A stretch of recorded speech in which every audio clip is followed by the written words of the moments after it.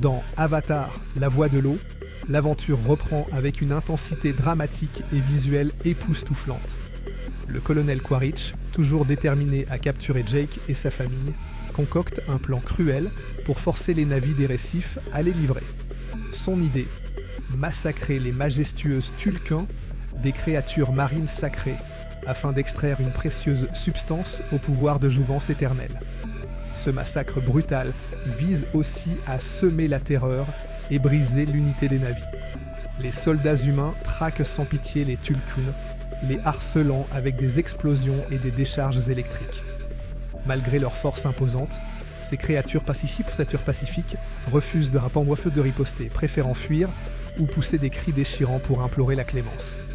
Mais les humains, insensibles à leur détresse, vont jusqu'à harponner une mère tulkun et son petit.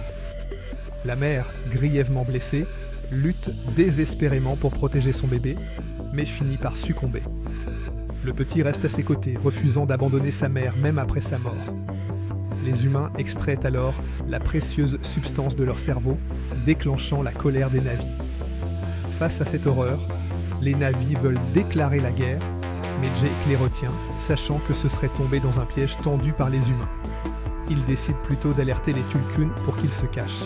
Cependant, Loak et ses amis, en voulant prévenir ces créatures, tombent sur les soldats humains et se retrouvent capturés. Jake et les Na'vi des récifs lancent alors une mission de sauvetage spectaculaire. Alors que l'affrontement atteint son apogée, un Tulkun, autrefois pacifique, décide de riposter avec une fureur déchaînée, semant la panique et infligeant de lourdes pertes aux humains. Profitant du chaos, les enfants de Jake s'échappent et invoquent des créatures marines pour attaquer les soldats humains, déclenchant une bataille sous-marine d'une intensité visuelle incroyable. Le combat tourne en faveur des Na'vi et le vaisseau humain sombre au fond de l'océan. Mais cette victoire a un prix. Neteyam, le fils aîné de Jake, meurt en héros et Kiri est capturé par Quaritch.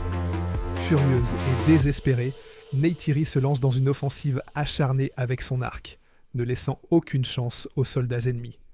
Dans un dernier face-à-face tendu, Quaritch prend Kiri en otage pour forcer Jake à se rendre. Mais Neytiri retourne la situation en menaçant Spider, le fils de Quaritch, obligeant ce dernier à céder. Le combat se termine sous l'eau, où Jake, habitué à la vie aquatique, domine Quaritch et le laisse inconscient.